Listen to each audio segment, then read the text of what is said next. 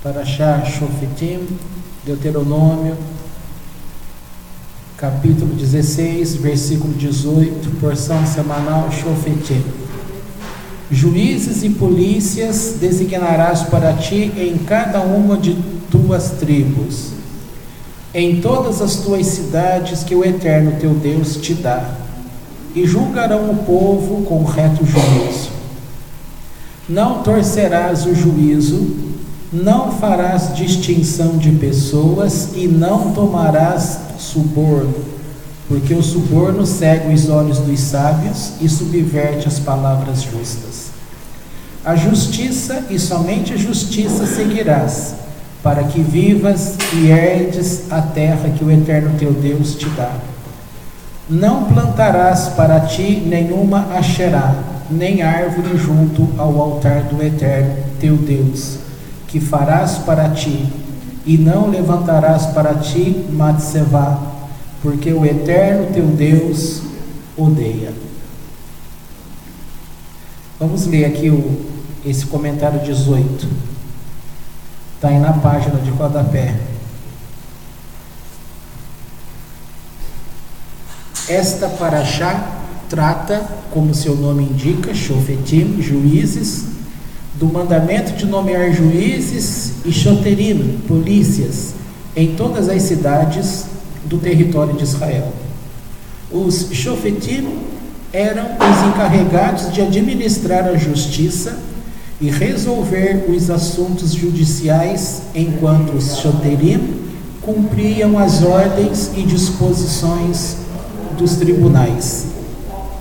O juiz não podia diferenciar os litigantes, como fazer sentar a um e deixar o outro de pé, falar gentilmente a um e asperamente a outro, favorecer ao pobre porque é pobre ou ao rico para lhe evitar a vergonha da condenação. Da mesma maneira, foi proibido prestar honrarias e dar presentes aos juízes para conseguir favores. A finalidade deste mandamento é que, por meio da justiça, converta-se o mundo no que a Torá e os profetas haviam sonhado, o reino do Eterno sobre a terra. A nossa Constituição Federal, ela tem um artigo que veda os magistrados em receber qualquer tipo de honrarias, nesse sentido de presentes, não pode ter nada. A única coisa que o magistrado é a classe de juiz. O juiz, ele recebe o subsídio dele, o salário, e de uma única vez. É separado, inclusive, há essa distinção entre o modo de ganhar de outros servidores. Tudo para deixar claro que não pode ter esse favorecimento. O Ministério Público, ele também segue nessa mesma linha, e é individual, um do outro. O magistrado, o juiz, também na nossa Constituição, é colocado como assegurado algumas garantias a ele. Por exemplo, ele não pode ser transferido de local sem que haja um apelo de interesse público, e ainda teria que ser votado entre os magistrados lá para poder definir. Ele não tem suspensão de seus pagamentos, tá? E ele é vitalício, tá? Aquele salário ele não vai perder nunca. Então são tipos de coisas que a lei dá como garantia, justamente para ele poder julgar sem aquela pressão, tá? No papel tudo isso é muito bonito. Na prática a gente tem visto a vergonha que é.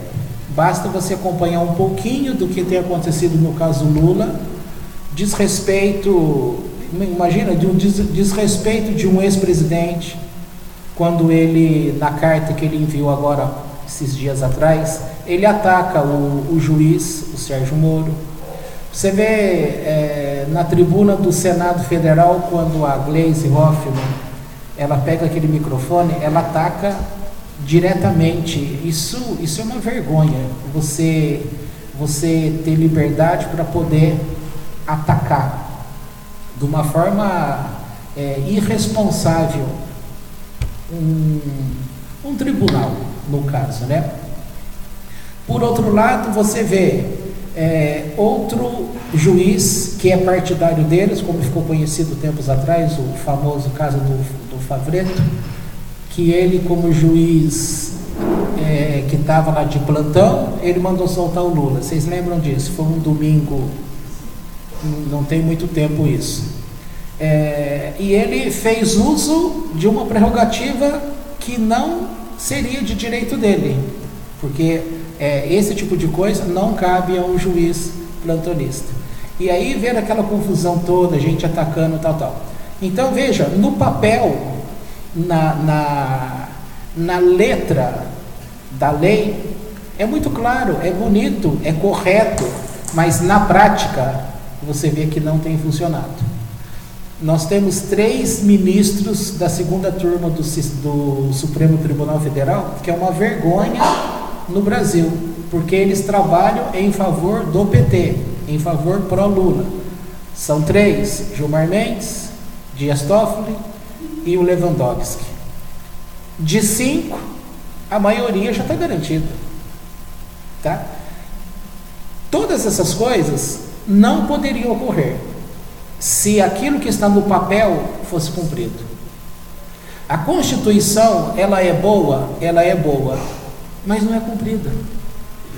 Então veja que o que o Eterno está colocando para esse povo, você tem que entender, isso é uma Constituição. Nossa, já acabou. Quero. Também é famoso, quem é estudante de direito, ele estuda o Código Romano, tá? Também é muito interessante. Agora veja só, o Eterno está colocando essa situação de que estabelecendo, você vê aqui, juízes e polícia. O que é polícia? O que é polícia, gente? É uma pessoa que está investida num cargo, e enquanto ela está investida naquele cargo, ela tem os atributos daquele cargo, para poder fazer cumprir a lei. Então, grosso modo, esse poder, ele vai restringir a liberdade de uma pessoa em benefício do todo, tá? Não é assim? Você estaciona o carro num lugar, é igual aqui no shopping, né? Você estaciona ali, daqui a pouco passa aquele amarelinho, dá aquele apito e te dá um sinal, circula, sai daí. Aí você pensa assim, em que você está atrapalhando o trânsito ali, se é um recuo? Ele está restringindo você para obrigar você a ir para onde? Pagar R$10 no estacionamento lá dentro do shopping, tá? Aí a pessoa fica indignada, mas se a placa está ali na calçada como não estacione, a gente fica com raiva dele, mas ele está fazendo o papel dele, porque a placa está bem ali, né? O local está ali e aquela placa já estava antes de ter pagamento do shopping, que antigamente, vocês lembram que não era pago o estacionamento ali. Então a placa já estava lá? A placa já estava lá. Mas agora, como é obrigatório o pagamento, a gente quer estacionar ali, para fugir daquele pagamento. Mas a placa está ali, e o fulaninho também está ali para fazer cumprir. Tem interesses de causa? Claro, principalmente quando ele sai com aquele caderninho dele, multando todo mundo, tá? Quando a gente pensa na questão de polícia, se o juiz dá uma ordem, alguém vai ter que fazer cumprir essa ordem, tá? Aí você pensa assim, poxa, mas na Bíblia precisa ter isso? Você tem que lembrar que aqui está formando uma nação, formando um povo, e precisa ter regras. e precisa ter pessoas que façam cumprir essas regras, e é preciso ter pessoas que coloquem os pingos nos devidos is. Quando fala de juízes aqui, de onde você acha que vem essa origem para a criação de juízes? Você vai falar, foi Deus que mandou. A primeira parte que você vai falar, foi Deus que mandou juízes. Mas alguém lembra que isso se refere ao conselho que Jetro trouxe para Moisés? O que é juízes, julgar? Aqui, gente, é a origem do Sanhedrin, é a origem do Sinédrio. O que é o Sinédrio? Aquele grupo de 71 juízes. Lá no Novo Testamento, conhecido, famoso, quem que foi julgado no Sinédrio, que foi crucificado? Jesus. Também é famoso no Novo Testamento, quando Paulo também faz parte de um julgamento, que ele fala assim, olha, por 3 vezes eu consenti na morte de pessoas. Em princípio, julgando em causa própria. Entendeu? Agora, a ideia que o Eterno está tendo aqui é que um juiz, ele tem que seguir os preceitos de Deus. Quem é que pode falar que Deus erra? Todos nós falamos que Deus erra. E qual o juiz que está certo? O seu ou o de Deus?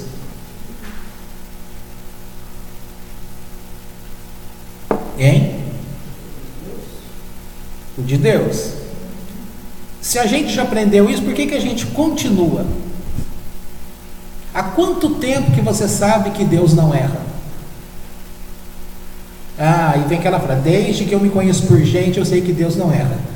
Tá, você se conhece por gente desde quando? De lá até hoje, por que a gente não aprendeu? E quando você casar e tiver filho, e esse filho crescer e ele se tornar gente, ele também vai continuar julgando Deus. Todo mundo julga Deus baseado em quê? Baseado naquilo que é de teu interesse. Então, um juiz, nesse caso o Eterno, ele não erra. Eu gosto daquele exemplo que a gente citou aqui, de um dos livros que a gente estudou, falando sobre aquele rapaz que estava numa sinagoga, e ele era fervoroso nas rezas, era boa praça, boa gente, então todo mundo acostumou ver a forma como ele reagia com Deus, com o Eterno, aquela coisa toda. Mas ele era um empresário. Então o que acontecia? De repente aconteceu que ele começou a levar um monte de lambada, um monte de problema. As pessoas no Shabat, na sinagoga, olhavam para ele e pensavam assim, poxa Deus, é injusto o que está acontecendo com ele. Ele não merece isso. Quantas vezes você já disse isso? Em relação a pessoas e situações que você conhece? Quantas vezes você fala, é injusto Deus, o que está acontecendo com essa pessoa? E aí, a análise real desse caso, quando a pessoa fala, Deus, é injusto o que está acontecendo com ele, é uma pessoa boa, ele serve a ti com todo fervor, ele está aqui na sinagoga servindo ao Eterno, sempre ajudando pessoas. Nesse sentido, você cria para você uma imagem de perfeição, de que aquele homem está fazendo tudo direitinho, né? O famoso, eu faço tudo certinho. E então ele não seria merecedor daqueles problemas. Só que as pessoas não sabiam quem era ele como empregador, a forma como ele tratava os empregados, a forma como ele estava ludibriando as coisas, a forma como ele estava fazendo uso indevido do trabalho daquelas pessoas, tá? Então tudo isso manda para o universo, tá? Uma contraproposta. Ou seja, enquanto um lado dele mostra aquele ser bonzinho, o outro lado mostra tudo aquilo que ele não é. E se mandou essa informação, vem a resposta. E a resposta vem em cima dos problemas. Então tem uma máxima do judaísmo que diz assim: o que você está passando é justo. Você pode não concordar. Por que você não concorda? Porque você está sofrendo. Tá? E se você está sofrendo, você tem dificuldade em entender por que é que você está sofrendo. Porque quando você se vê no espelho, você não vê os espinhos. Você vê somente a beleza, as pétalas. Mas o que as pessoas, uma rosa, ela não é formada só de pétalas. Outra frase famosa é que não há jardineiro que não tenha os dedos furados pelos espinhos. Trabalhar nesse sentido envolve, né? Será que existe um apicultor que nunca foi picado por uma abelha? Não tem como, tá? Então essa questão, quando a pessoa, dentro da gente, a gente estabelece classes de juízos, tá? Então, juízos aqui significa que é como um tribunal, tá? Quando você está falando de você sozinho julgando, você é juiz. Quando você está falando de uma corte dentro de você que faz julgamento, você está falando de juízos. Então, nós temos juízos, nós temos uma corte dentro da gente que formula julgamentos diários. E esses julgamentos que nós fazemos contra nós e também fazemos contra os outros. Esses juízos que a gente faz, você sempre acha que você está certo. Entende? E nós, na verdade, estamos tão errados que já começa com essa parte mais simples que eu já disse. Todos nós temos a mania de dizer que o julgamento de Deus está equivocado. Todos nós tratamos do assunto que, se fosse você no lugar, você faria diferente. Só que se você faria diferente, significa que você está colocando, no mínimo, na mesma posição que Deus. E isso é extremamente pecado. Tem inclusive um estudo da Gemátria, nesse trecho que nós estamos falando, que vai colocar que nesse sentido você é um idólatra. Quando você é um idólatra? Quando você se coloca no lugar da divindade. E esta palavra da Gemátria, ela também vai dar a palavra ira. Agora, a ideia é sensacional de justiça? Com certeza que é. Então o Eterno pensou para o povo dele, porque este povo dele, ele foi idealizado onde? Na eternidade, quando esse mundo não existia. Então tudo que vem do alto é superior àquilo que está na terra, porque a ideia seria estabelecer na terra o plano que era real em eternidade. Foi tudo muito pensado, calculado. Mas todo projeto tem os desvios, tem os problemas. Para todas essas coisas também já estava tudo preparado, tá? Vamos dar um exemplo? Não é um exemplo novo, porque se cada vez eu colocar um exemplo novo, você nunca vai guardar. E se eu sempre repetir o exemplo, você vai fixar na sua cabeça a ideia.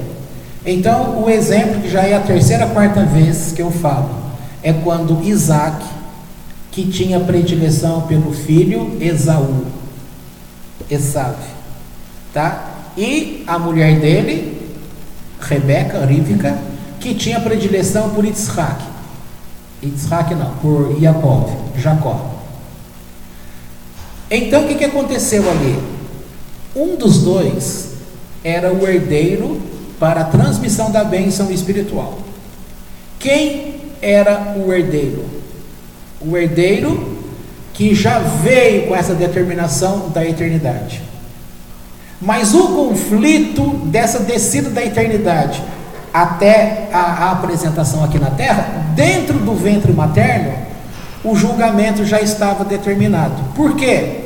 Porque Esaú e Jacó eram gêmeos, certo? Eles estavam sendo gerados no mesmo espaço na barriguinha da mamãe Rívca. Ali já ficava claro a inclinação de cada um. Um era sem religião, o outro era com religião. Enquanto um virava-se para a casa de estudo, que era Jacó, o outro virava para o outro lado, quando passava por uma casa de estudo. Na prática da vida, o Esaú sempre enganou o pai, fazendo-se de religioso, fazendo perguntas sobre o que o Eterno diz sobre tal coisa, tudo para criar uma falsa expectativa no pai que ele era um estudante de Torá. Jacó não fazia isso. Para afrontar, quando não saiu da forma dele, havia uma determinação: não casar-se com mulher cananita. O que ele fez? Com quem ele casou? Com uma mulher cananita. Tá? Quando chegou o momento que Isaac já estava cego, que ele tinha que ministrar a bênção para transferir a herança, o que aconteceu? O que aconteceu que quando ele fala: filho, vá, prepare aquela caça, o prato que o papai gosta, depois você traz aqui, porque eu vou abençoar você. Isso é um julgamento dado por Deus ou um julgamento dado por ele? Julgamento dado por ele, porque ele tinha predileção pelo filho. Então ele não estava julgando quem era merecedor real. Entendeu? Está dando para compreender como funcionam as coisas? Aqui eu quero dizer que as pessoas não julgam com justiça, com equidade. As pessoas julgam por interesse. Eu estou dizendo que você julga por interesse. Mas não é você porque você está errado, porque você é uma pessoa. E todas as pessoas neste mundo julgam por interesse, por predileção, por aquilo que você acha que é certo. E aí aconteceu que os céus estão lá só observando, sem intervenção por enquanto, deixando o rumo que tem que ser o curso a ser tomado. De repente, Rívca percebeu, chama o filho, o que ela fala? Não questione, faça apenas o que eu estou te pedindo. Aí, rapidamente, ela mata o animalzinho que estava ali à mão, faz o cozido e dá na mão dele e fala: agora você vai e leva para o seu pai. Qual era a preocupação de Jacó? Jacó, nesse momento, o que ele teve? Medo. Medo por quê? Porque ele sabia que ele estaria passando por um julgamento. Mas a atitude dele, ele também teria que aprovar esse julgamento, essa atitude dele. E aí ele fala: mamãe, não vai dar certo isso, porque eu sou diferente do meu irmão. O meu irmão é peludo, eu sou liso. Não tem problema. O que a mãe faz? Pega a pelagem do animal que ela matou e recobre os braços, o peito, aonde o pai que está cego colocasse a mão, ia perceber os pelos, tá? Mesmo assim ele ainda ficou meio esquisito. Aí a voz não tem como colocar de forma diferente. Ela simplesmente diz: confia em mim, meu filho, vai, porque é como a gente usa o termo, é vida ou morte. E de fato era mesmo. Era a transmissão da bênção que, uma vez dada, não tem como voltar atrás. Todo mundo sabe qual foi o fim dessa história. A pergunta que eu te faço é: o Yitzhak, que era filho de Abraão, que quando este mesmo homem, Yitzhak, o Isaac, ele foi amarrado no altar para servir de oferta que o pai dele, que é Abraão, iria dar a Deus, porque Deus tinha pedido. Até então, o que é atribuído a ele? Ele diz: pai, amarre bem amarradinho, para que eu não venha estragar a oferta ao Eterno. Julgou bem? Julgou. Estava correto? Estava correto. Então você espera que este homem que fez tudo certinho aqui, que ele não vai errar ali na frente. Mas ali na frente, o filho dele mistura com aquilo que ele é. Sabe por que a gente erra? Porque a gente está misturado com as nossas emoções. Esse é o problema. Quando você não... A coisa mais difícil que tem para um ser humano é ele ter condições de ajudar, porque para você ajudar, você tem que sentir um pouco do outro. Mas se você sente demais o outro, aí você não ajuda mais, porque você se misturou na dor do outro. Se você vai no meio da dor do outro, pronto, você vai se perder com ele. Então você tem que sentir a dor, mas ao mesmo tempo você tem que ficar de fora, porque quem está dentro está tão perdido, e quem está fora tem condições de ajudar. Então, você é um ajudador, então você tem que ter condições de permanecer do lado de fora, mas com um mínimo de ligação com a pessoa. Deu para entender? Parece que é difícil, né? E em termos é difícil, sim. Entender isso que eu estou falando é fácil, mas viver é difícil. É a mesma coisa. A mãe que se intromete no casamento do filho ou da filha. Ela se intromete, ela tem os pensamentos dela, e ela quer proteger, querendo ou não, a parte dela, que é o filho ou a filha, tá? E ela tem que ter um controle muito bom aí, para que ela não passe a enxergar que o outro está sempre errado, e que o filho está sempre bom. Não é verdade? Mas vamos voltar lá com Jacó. Jacó, portanto, assustado, com medo, mantendo um julgamento, sabendo que... Isso porque dizem que o nome dele significa enganador. Dizem, tá? Nós aprendemos na época de igreja cristã que o nome dele é enganador, suplantador. E o hebraico desmente esse negócio. Tá? Alguém lembra o que aconteceu no nascimento desse menino? O nascimento de Esaú e Jacó aconteceu o quê? Alguém lembra como foi esse nascimento? Ele nasceu agarrado. Sabe por quê? Quem é que recebe a bênção? Por mandamento? O primogênito. Quem que estava nascendo primeiro? Esaú. Ele era o merecedor, já dentro do ventre, ele já estava dando provas de que ele não era merecedor. Só que na prática materializada, o primeiro que nasce é ele que recebe a bênção. Aqui já estaria determinado, está tudo perdido. Nesse sentido aqui, é como se dissesse, Deus já nasce derrotado nesse sentido, porque o primogênito que iria receber uma bênção de Deus é aquele que desprezava a Deus, tá? E nessa luta interna do ventre, aonde ele gruda no calcanhar, é como se grudasse para poder assim, ó, puxar, para que ele desse o impulso para sair na frente, entendeu? Pois bem, quando o pai, que é o Isaac, estava lá naquela, não era casa, cabana, né? Está naquela cabana, de repente entra, ele fala, quem é que está aí? Aqui aconteceu uma coisa interessante. Tem duas coisas, muitas coisas interessantes. Uma delas é que tudo isso que eu estou falando é para você entender julgamento. Porque o que você mais faz nessa terra é julgamento.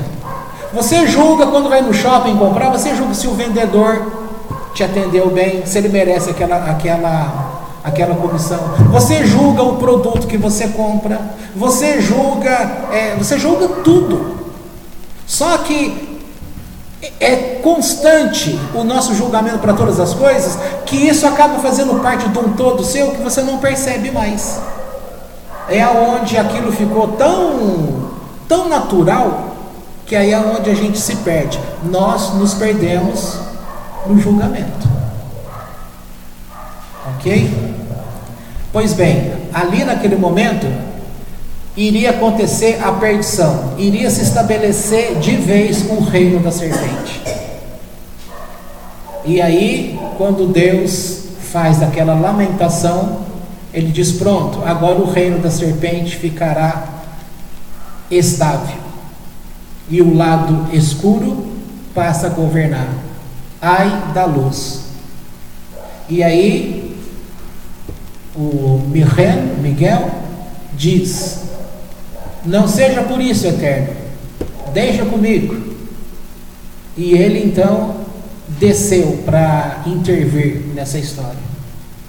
Na hora que Jacó entrou, lembra que Jacó ele ia chegar lá com medo? Foi isso que eu falei? Com medo. Ele chegou com medo? Chegou.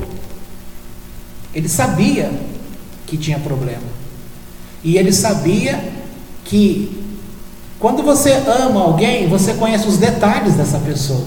Então você acha que Isaac não iria reconhecer? Tanto é que o Isaac fala assim: quem é você? Eu sou seu filho. Ele diz: engraçado, a pele é de Esaú, mas a voz é de Jacó. Então aqui ele já matou. Ou seja, você acha que seu pai é bobo? Isaac foi enganado?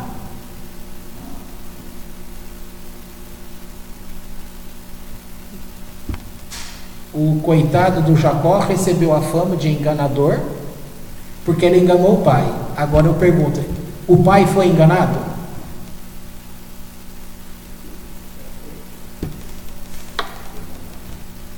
É para você pensar mesmo. E aí eu pergunto: você é enganado? Todo mundo fala: claro que sou enganado. Se você pensar direitinho, você vai ver que você nunca é enganado, porque dentro de você tem a verdade. Você se permite ser enganado por interesses. É assim. Agora voltando. Então na hora que ele entrou, qual era a determinação do pai? Abençoar o filho que ele gostava. Tá? Eu lembro lá na igreja cristã que tinha um diácono que eu gostava muito dele, e a gente conversava bastante. Então ele costumava dizer assim, porque é muito famosa aquela palavra do Novo Testamento que diz que Deus não faz acepção de pessoas. O Júlio, aí ele dizia assim: Deus faz acepção de pessoas, sim. Aí a pessoa dizia: mas peraí, mas lá está escrito que Deus não faz acepção de pessoas. Ele diz: Deus faz acepção de pessoas. Quer ver uma prova? Isso ele falando na época lá pra gente. Você tem um pai que tem no mínimo 2 filhos, e ele vai dar um presente para um só. Qual que ele vai escolher? Aquele que faz afinidade, que tem afinidade com ele, que está sempre pronto para ajudar, ou aquele que não está nem aí? Para quem que ele está inclinado a dar o presente?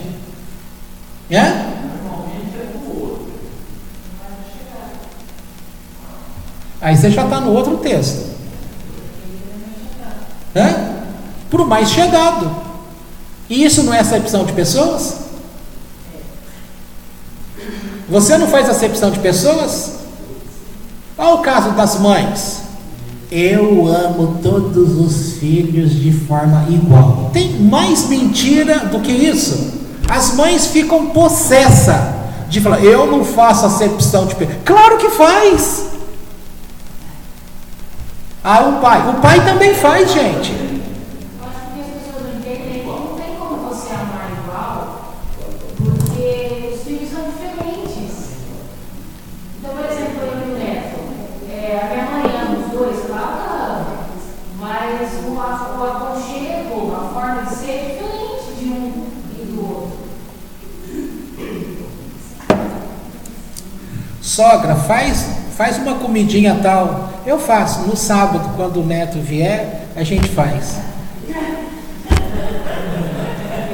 Você quer prova mais contundente que essa? Ela vai falar assim, não é isso. Claro que é isso. Aonde que não é isso? E ele sempre foi mais chegado a ela mesmo. Ela aproveita e leva todos de uma vez só. Mas é isso que... Essa ideia, em vez de fazer só para uma, ela coloca todos. Pois é, isso é um exemplo que a gente dá risada, mas é um exemplo simples que mostra que dentro da verdade da pessoa, ela quer favorecer o outro. Então ela aproveita, a gente faz isso o tempo todo, gente. Nem com amigos, né? Com amigos. Não é clássico também? Sempre que chega um amigo novo no grupo, causa ciúmes. Mas todo mundo fala, não, eu não sou ciumento. Então por que deu essa confusão? O que isso tem a ver com julgamento? É que vocês pensam que julgamento é só quando o juiz está lá julgando uma coisa errada. Julgamento você vai ver que você está fazendo com as atitudes da tua vida diariamente. Você está estabelecendo julgamentos. E a gente faz vista grossa. Agora, a ideia que Deus coloca desde o princípio é que você seja honesto com você mesmo. A gente, aquela tal questão, quem pensa muito, não faz. Quem faz rápido é porque não pensou. De qualquer forma, você acha que se correr o bicho pega, que se ficar o bicho come. É assim que a gente pensa. E na verdade, essa não é a verdade. Você tem que aprender a ser justo com você mesmo. E isso é tão errado que as pessoas ficam doentes, por quê? Porque elas não têm coragem de falar o que elas pensam. Elas não têm coragem de separar as coisas. O filho não tem coragem de falar para o pai que o tratamento que ele deu para o irmão na mesma causa é diferente agora, na mesma causa. A gente não tem coragem de falar para o rapaz que está no sinal pedindo as coisas, olha, eu não tenho como te ajudar agora. Você fala, eu não tenho dinheiro. Geralmente a gente sempre tem dinheiro, mas a gente fala que não tem dinheiro. Ultimamente é mais verdade a gente falar que não tem dinheiro. Mas de uma forma geral, é um termo assim que é usado no mundo todo, que se chama assertividade. As pessoas têm dificuldade em dizer não. Aquele que é bom dentro de suas comunidades, ele por ser bom é um mérito. Ele acaba sendo punido porque é bom. Por quê? Porque as pessoas julgam rapidamente aquele é bom. Então eu vou tirar proveito da bondade dele. Nós tínhamos aqui a mãe do Nequinho, que quantas vezes eu tinha que tesourar, cortar as asinhas. Por quê? Porque as pessoas usam e abusam. Outra que eu fico de olho, a Neuza. As pessoas usam e abusam. Então tem que ter. E outra coisa, gente, a pessoa às vezes ela quer, não é para você agora, tá? Já deixar claro as coisas. Às vezes a gente se torna bom numa situação justamente para compensar aquilo que você sabe que está errado. Isso também é julgamento que nós fazemos.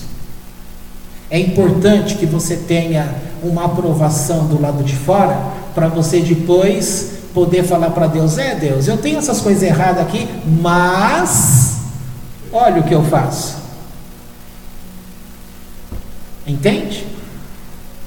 Jogo de interesses. Essa é a vida de cada um. Esse conflito. Se a gente fosse educado nessa questão do julgamento que Deus está colocando, estabelecendo juízes dentro da gente, para a gente poder entender o que é certo, o que é errado. É que assim, a gente estabelece, olha, o meu pai pelo menos, ele não foi pai num monte de coisa, mas numa coisa ele foi pai. Ensinar, não é que ele ensinou porque ele quis, porque ele era desse jeito. E a gente simplesmente viu na prática, tá? E aí cai naquilo que a psicologia fala, você educa muito mais uma pessoa, você dando o exemplo, do que você falando para a pessoa fazer. Aí é que está. As pessoas ficam preocupadas em querer educar falando o que o outro tem que fazer. Dê o exemplo você primeiro. Ao invés de você falar: filho, você tem que estudar, desde que seu filho veja que você estuda. Se ele vê que você estuda, você não vai precisar falar para ele: filho, estuda. Entendeu? Então, a gente via que o meu pai era honesto. De todos os defeitos que ele tinha, um brilhava no olho, né? Ele é honesto. O que é meu, o que é do outro é do outro. Sempre foi assim. Tá? Agora, por que isso é bom demais? Em ser honesto. Qual é o mérito disso, gente? Nenhum. O mínimo que a gente deveria esperar de cada um é honestidade. Eu estava vendo um documentário, aquele que eu disse, A Estrela do Sertão. Então está conversando com um judeu conversando com outro judeu, falando sobre como que foi a prática judaica aqui no Brasil. E aí ele diz assim: claro, tem os religiosos, tem aqueles que seguem a Torá, que estão colocados como religiosos, mas dentro desse meio tem aqueles que são do judaísmo, mas que também não estudam Torá, ou seja, que não cumprem. Aí ele falou assim: olha, nós estamos aqui na Hebraica. A Hebraica é um clube lá em São Paulo, né? Estamos aqui na Hebraica. Andando aí pelo parque, você vê lá a plaquinha lá, tome conta dos seus objetos. Ou seja, não nos responsabilizamos por objetos deixados em qualquer lugar. Aí, olha que coisa, aí ele diz assim: se nós todos fôssemos religiosos, a Torá fala para você não mexer naquilo que é do outro. Precisava aqui dentro uma plaquinha dessa? Se todos nós servimos a Deus, concorda que você podia deixar suas coisas? Esses tempos atrás mostrou uma reportagem lá do Japão, não sei se vocês viram, alguns meses atrás, acho que foi o Fantástico que mostrou, brasileiro, né, mostrando lá.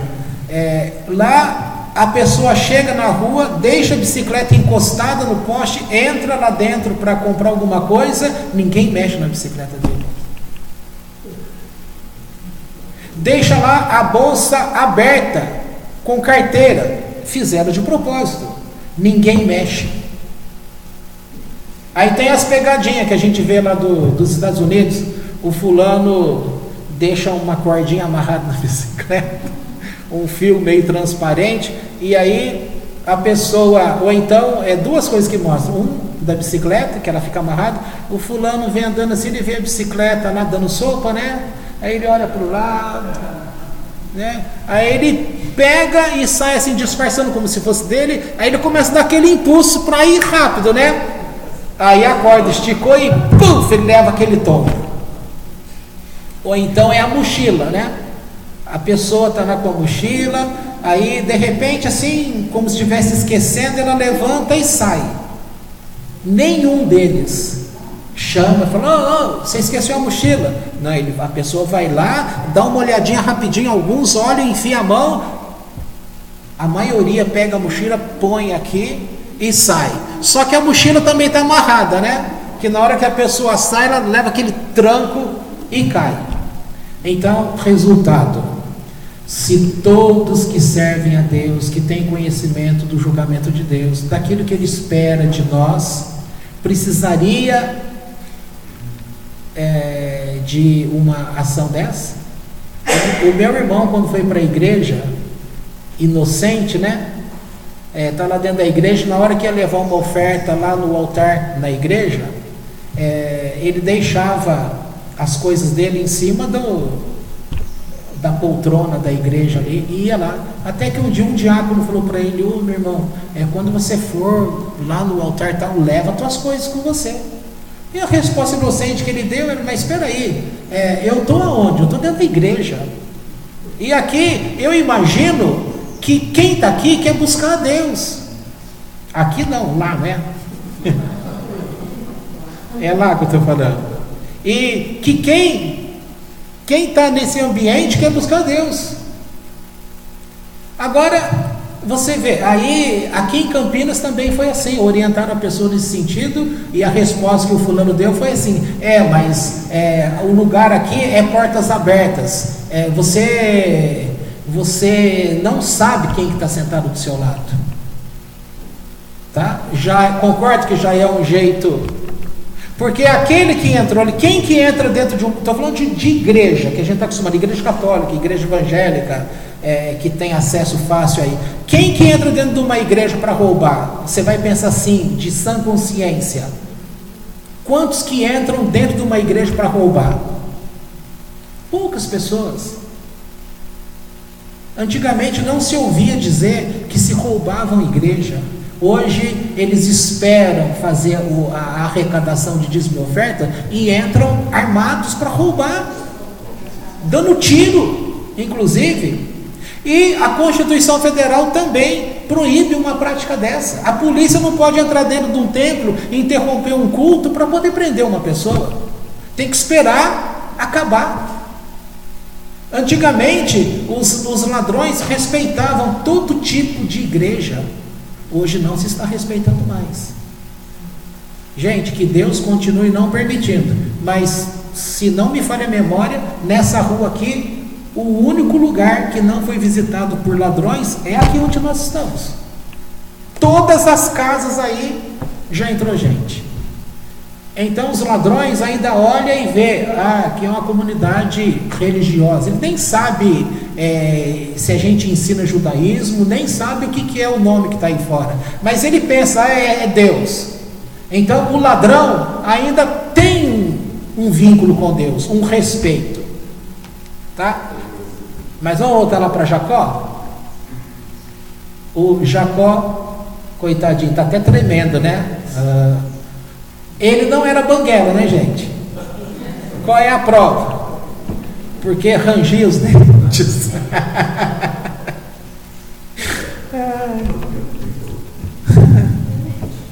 Quando fala isso, eu lembro da tua mãe, a Ivete, que ela passou mal na época, de tanto rir, que se falar disso até hoje, ela dá risada. Quando foi perguntado lá que a tradição cristã fala que no inferno haverá prantos e ranger de dentes, né?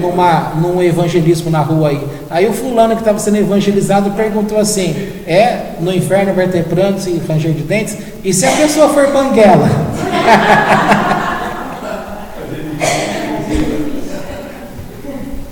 Pois bem, mas então os céus dos céus sabia muito bem a gravidade do assunto. E aí o anjo do Eterno desce e entra ali. Com a presença, vou usar o termo, com a presença física materializada. Era um materializado que não era matéria, tá? Estou falando materializado só para dar ênfase, para você entender que ele estava ali. Só o fato do enviado de Deus, o mensageiro de Deus, estando ali, já fez com que aqueles sentimentos de dentro de Isaac já ganhasse nova forma. Por isso que se diz, Jacó não enganou o pai dele. O pai dele tem a consciência que ele vivia enganado esses anos todos, porque ele sempre soube quem era o filho dele. Mas como ele amava o filho e ele tinha por escolha certa que ele queria abençoar o filho, mesmo o filho não merecendo, ele levou isso até as últimas consequências. Com a presença do enviado de Deus, ele teve olha o confronto, um confronto, mostrou a verdade. E Deus gosta do confronto mesmo. Então a gente cura quando você fica diante daquela verdade que você quer negar. Aí não tem como, aí a gente fica sem ação mesmo. Aí você tem que encarar os fatos do jeito que eles são. E tem que encarar que você veio até aqui porque você escolheu caminhar. Não dá para culpar a Deus, porque vai ficar claro que Deus não é culpado, que você fez porque você quis fazer. Você tentou se enganar, você tentou colocar um monte de desculpas. E aí nesse confronto você descobre, pois é, cai por terra.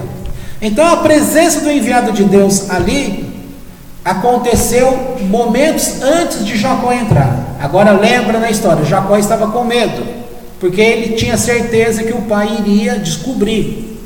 Só que quando o anjo chegou primeiro, já de repente o próprio Isaac no texto ele percebe que mudou ali o ambiente.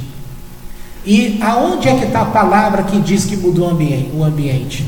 O cheiro dos campos do Senhor. É ali que o texto fala sobre o cheiro. Ali mostra que realmente houve a confiança dele. Ele falou, opa, tem coisa diferente aqui. Porque o cheiro mudou. Então quando o Jacó entrou, todo fantasiado daquele jeito, o pai pôs a mão e falou, olha, a voz, o corpo é de um, mas a voz é do outro. E aqui entra o confronto, né? Aqui entra a verdade.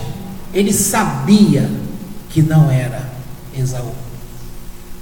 Para tentar confirmar, ele fala assim, nossa, como que você conseguiu uma caça tão rápida? Ah, Deus me abençoou, eu cheguei no campo e Deus trouxe a presa, né? Então ele foi tentando comprovar de que o negócio era um embuste, né? Pois bem, por que esse negócio deu certo? Porque a presença dos céus estavam ali. Houve interferência de Deus? Tem que ficar claro aqui isso para vocês. Porque senão você vai manter essa proposta que todo mundo acha. A gente acha que Deus é obrigado. Deus, você não sabia que ia acontecer aquilo, por que você não impediu? Só que se ele impedir em você, ele vai ter que impedir em todos. Se ele impedir em todos, ninguém tem livre-arbítrio. Não precisa ter essa liberdade que aí ele faz tudo sozinho. Agora a questão é, como foi a intervenção de Deus? Eu acabei de falar. A presença de um enviado de Deus estava ali. Só o fato da presença estar ali mudou a dinâmica do ambiente. E aí, aquele que é justo, no caso que foi Isaac, ele teve uma escolha. Uma escolha certa, mas aí é que está. Se escolheu certo, você tem dois lados em você, Yetzer Hará e Yetzer Hatov. Você está inclinado para o bem ou para o mal. Você que decide.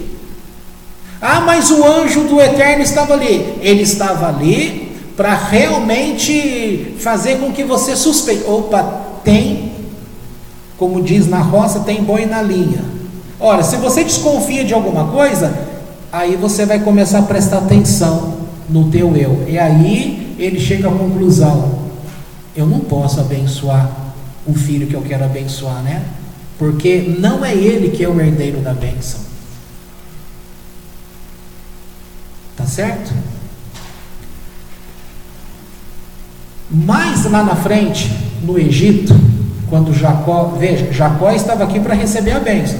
Anos mais tarde, Jacó estava para dar a bênção aos filhos de José. O que ele faz? Cruzou as mãos. E José vai lá na boa intenção e fala: pai, acho que você não está enxergando direito. Descruza as mãos, olha, o primogênito está nessa mão aqui. Pega a mão do pai e coloca sobre a cabeça. Pega a outra mão e coloca sobre o outro filho. E o pai novamente faz assim, ó. Depois que José fez, ele fez assim: eu sei o que eu estou fazendo, meu filho. Então aqui, ele estava sendo enganado pela velhice dele? Não. Ele sabia muito bem a quem determinava a bênção. E novamente, o mais novo que estava sendo abençoado no lugar do mais velho. Tá? Então a intervenção que Deus trouxe, guarde isso, ele simplesmente apareceu no lugar, mas ele não fez com que o Isaac tomasse a decisão. Quem tomou a decisão foi o próprio Isaac. Nos juízos internos, simplesmente, sabe aquela coisa assim, ó, caiu a ficha? Ou uma outra linguagem, o insight, ou então uma outra linguagem, caíram as escamas dos olhos. Ou seja, uma coisa que você se negava a enxergar, aí você foi favorecido para você enxergar. Entendeu? Então esse sentido real, que é para a gente aprender o julgamento. O julgamento, como nós falamos aí, era para que a polícia pudesse ter um serviço brando. Se as pessoas que dizem que conhecem a Deus agissem como conhecedores de Deus, você não iria roubar pessoas. Olha, as empresas são roubadas nas mínimas coisas. Quando você imprime um trabalho de escola no teu local de serviço, eu só imprimo aqui porque eu não estou em casa e não tenho tempo em casa. Pergunta para eles se eles pediram autorização para a chefia para usar o toner ou para usar a tinta do local de trabalho. Quem é que pede? E por que não pede? Porque desconfia que vai levar não é? Então a pessoa nem pede, ela simplesmente faz. Ela está sendo justa ou injusta? Injusta. Mas essa injustiça, ela coloca para ela que isso é um pecado grave? Não, é uma coisinha. Só que a linguagem da roça, de grão em grão, a galinha enche o papo. Então, de atitudezinhas a atitudezinhas, a gente vai se tornando uma pessoa diferente. Então nós temos o nome, que amamos a Deus e servimos a Deus, mas a nossa prática comprova que nós não cumprimos os ditames de Deus, de uma forma geral.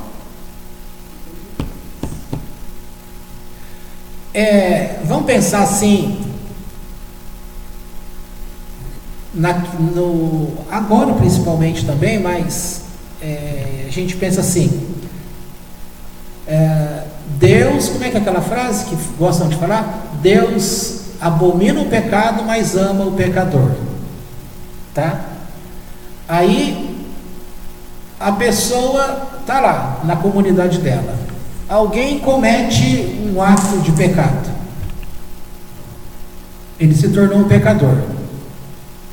Aí a regra, de forma geral, diz que você tem que amar o pecador, abominar o pecado, certo? Agora, dentro da comunidade, ou seja, a pessoa, entre aspas, já está salva, para você entender o que estamos falando. Aí ela comete um erro. O que essa comunidade faz com essa pessoa?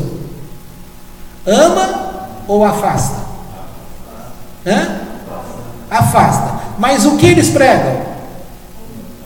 Não é abominar o pecado e amar o pecador. Se eles afastam, eles estão amando o pecador?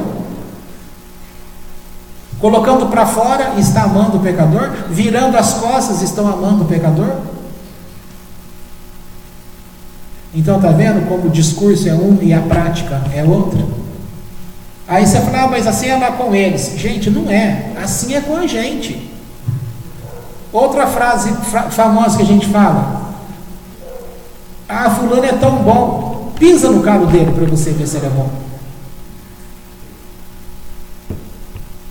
As pessoas são bonitinhas dentro das suas respectivas igrejas. Igreja, sinagoga, lugar que elas declaram que estão amando a Deus. Agora, vai trabalhar junto dessa pessoa. Aí você começa a ver as falhas. Eu tenho uma amiga que, quando ela foi trabalhar na firma que o patrão era os pastores da igreja, nossa, ela descreu de tudo. Porque era difícil ela chegar na igreja e ver aquele pastor pregar e sabendo que tudo que ele estava falando era mentira. Porque ela trabalhava o dia inteiro com ele e via que aquele homem não era o mesmo homem. Só que as pessoas se acostumaram. E quando você se acostuma, você perdeu sim o senso de julgamento.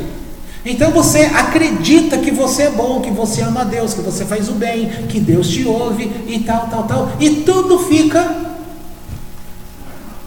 Gente, eu vi uma pregação aí do Rabino Dudu, que é aquela que eu já tinha indicado, que ele fala sobre culpa.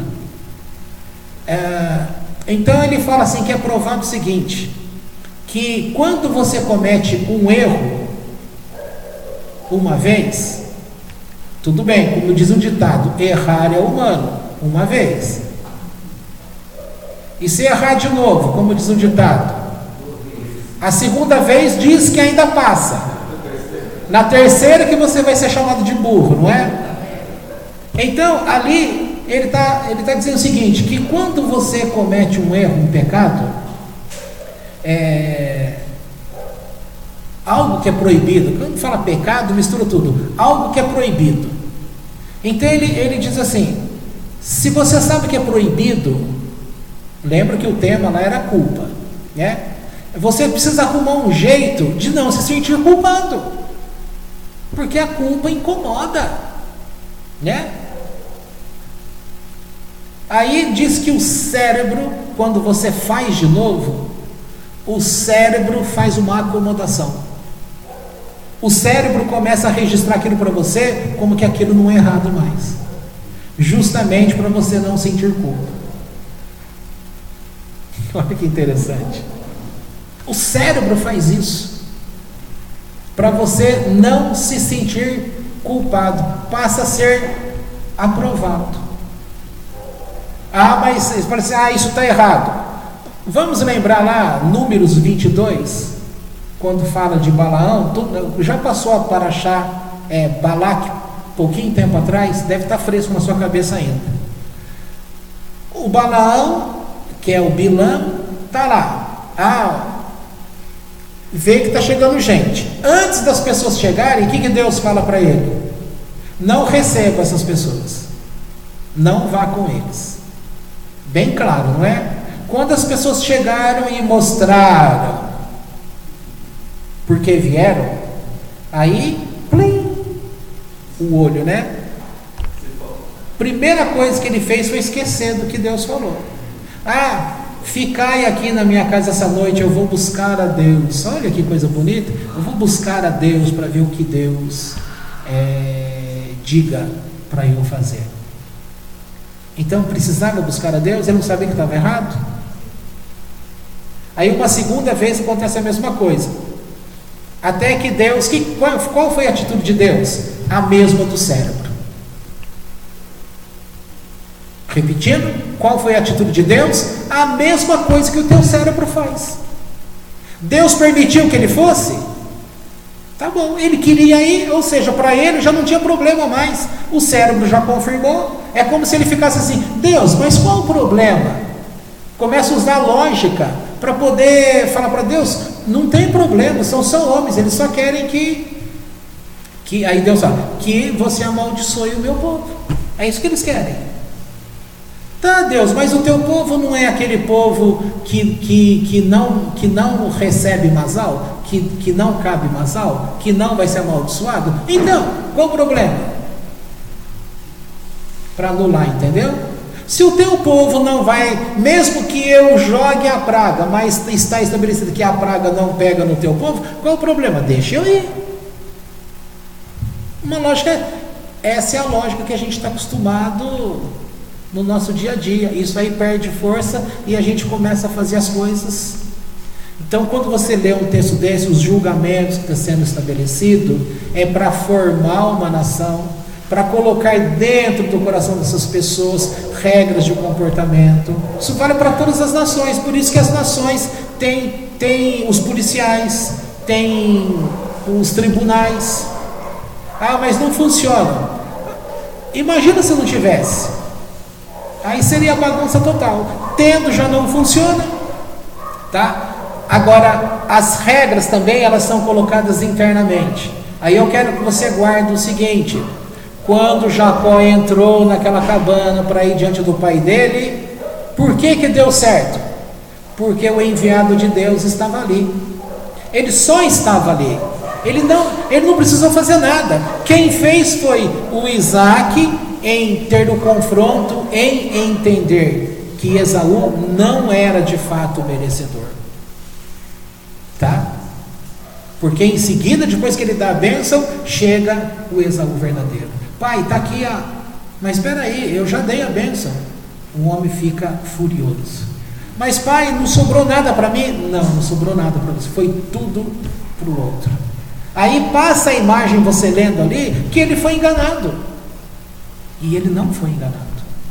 O que aconteceu é que a própria presença celestial ali fez com que ele quebrasse aquele encanto, porque ele queria abençoar o filho, e ali ele foi obrigado a entender que, embora ele quisesse demais abençoar o filho nunca foi o eleito de Deus para a sequência dos planos divinos. Talvez daí venha aquele ditado popular: Deus escreve certo por linhas tortas. Mas você acha que está certo isso? Tecnicamente está errado. Se Deus não erra, então como que ele vai fazer o certo naquilo que está torto? Através do torto. Ele vai fazer o certo através do certo. Mas convencionou para a gente entender que Deus escreve certo por linhas tortas. Como que a gente entende esse ditado no dia a dia? Que alguma coisa que acabou sendo de forma errada, o final acabou dando certo. Aí a gente entende, poxa, Deus operou aqui. E quando a gente vê dessa forma, você está burlando o conceito que você deveria olhar para dentro de você e entender o que é que aconteceu para que essas coisas mudassem. Sempre passando por aquele confronto. Nós não nos confrontamos, né? Aqui, ó, o meu amorzinho ali, a gente está sempre conversando e a gente está sempre apontando o confronto para que a gente veja. Hoje mesmo, quando a gente acordou, ficou conversando ali sobre o quê? Situações. Ó, por causa disso, tal. E eu disse para ela: conheço você há tanto tempo, mas eu achava que te conhecia. Aí eu penso em Jó, né? Antes eu te conhecia de ouvir falar, mas agora os meus olhos te veem. Eu disse para ela hoje que eu achava que eu a conhecia, mas eu só passei a conhecer de verdade e entender o porquê de determinados comportamentos, porque agora eu estou vendo quem é a essência da pessoa. Isso foi um elogio, não foi jogando nada na cara, não. Por outro lado, quando ela aponta as coisas para mim, ela está mostrando o confronto. Ó, você faz assim, por causa disso. Isso aqui está dentro de você ainda e influencia. Se a gente estabelecesse juízes às portas das cidades em nós, como a Torá ensina, a gente estaria obrigando a gente, no nosso comportamento, ter um confronto, para a gente entender que muitas brigas coisas que a gente traz para dentro da gente e fica aborrecido e sofre, e tem gente que passa a vida inteira carregando um trauma, uma culpa, que se ela tivesse tido coragem de fazer essa leitura interna, não teria desperdiçado a vida. Certo? Deu para entender? Ok, então. O duro é que vocês vão embora, esse assunto fica parado aqui dentro. Eu quero que você vá embora e pense e tome atitude diferente. Sabe por quê? Porque eu vou até desligar aqui para falar. Então estou encerrando. Continua aqui alguma coisinha, mas estou encerrando.